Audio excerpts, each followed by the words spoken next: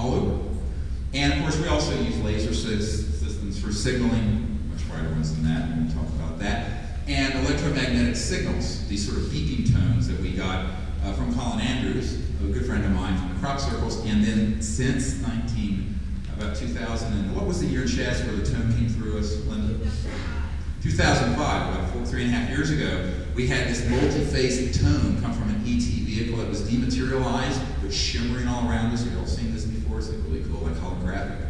And we heard this tone, and everyone in the whole group, 40 people, saw the shape of the tone. It was so multi-dimensional. And we got a little recording of it, and we're sending that out into space, saying, here's your tone, find us. So we're using non-local technologies with consciousness and thought, and we're also using lasers and these tones that are projected over radio signals. And man, we've been having some cool stuff happen. Now, I want to go through a few of these just from the sort of early days. We've never really had the detection equipment we like until recently, and thanks to Dr. Bravo and Todd Goldbaum, our webmaster for the Orion Project, we now have a 4th generation night scope slaved, hooked to a digital camera. Man, we've been getting some cool stuff. But I want to go through a few of these earlier ones. We can kill these lights. Y'all want to see some of this? And I'll talk you through it. The early ones, we didn't have the really cool cameras. But everybody heard about what happened in Florida in Gulf Breeze in 92, and 90, 92, 89, 99. We went down there and I did a one-day training, like we're going to do Saturday. We went out on the beach and we had 4 extraterrestrial vehicles show up, filmed by 6 cameras, still photographs, signaling to us for 20 minutes. So if you can run that. You can kill that other light too. So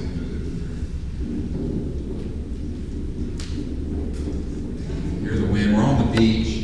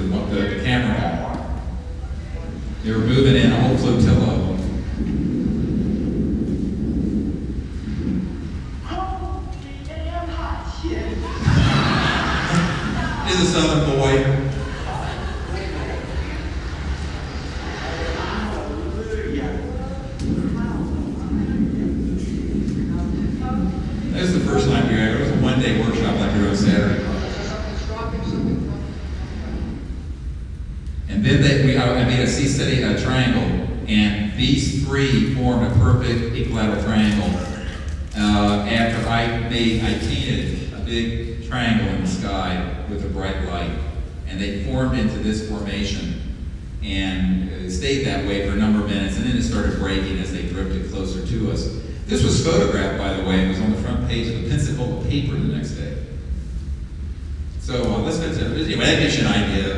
It's not a very good camera work, but you get an idea of it. It's very fun. By the way, what I didn't tell you is that while that was happening, there were about 4 or 5 extraterrestrial beings that were in the field with us, in the parking lot by the beach, shimmering, almost like a holographic scintillating.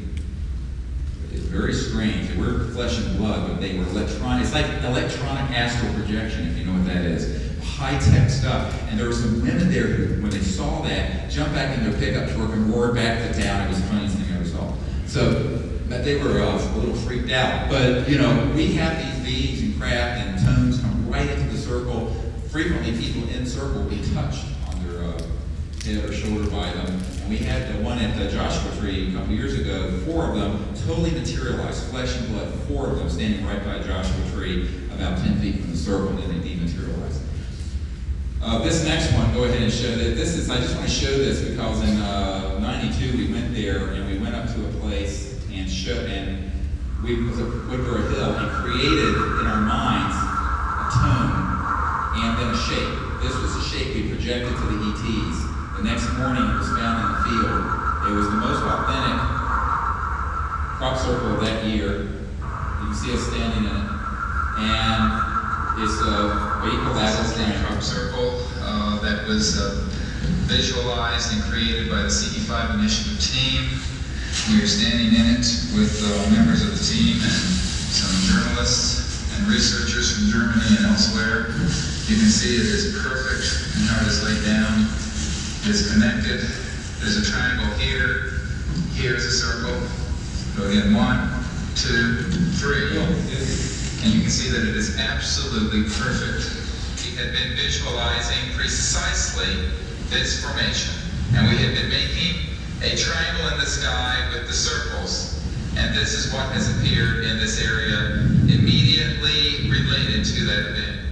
And this was the same week we had a 100-foot diameter disc fully materialized in the field. There. This is the next one. Is Ron Russell here?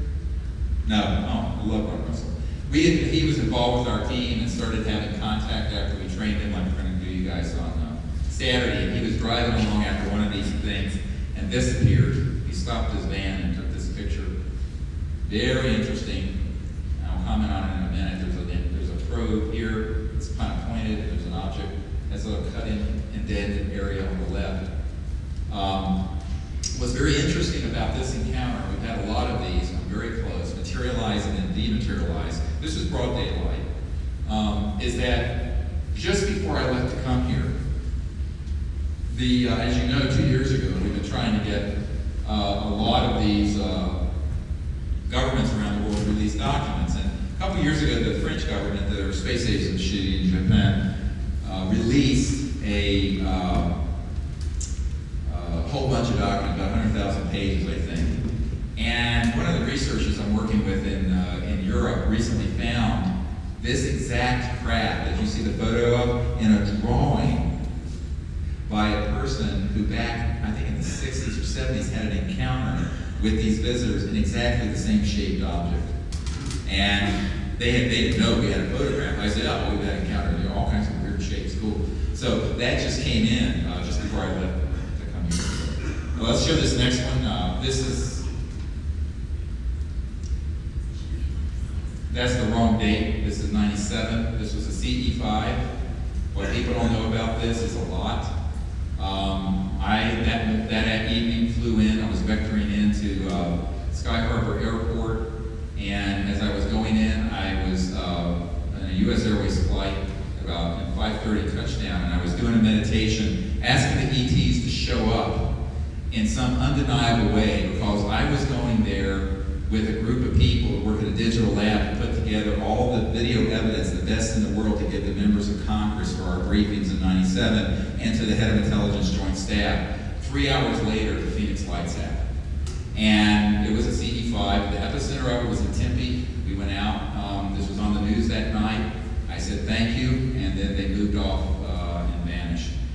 Lynn Katai, Dr. Katai is a medical doctor who had contact with these, and she is also going to be speaking at this event that we're going to be doing in Rio Rico, Arizona. We're going to have 300 or 400 of you folks for 3 nights under the stars, and we're going to do contact and do another mass event, I think is what we're going to have. So you guys are invited if you want to go down to this beautiful retreat center south of Tucson.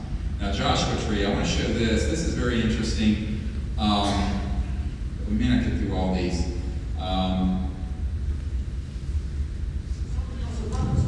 Yes. Joshua Tree National Park, a beautiful little area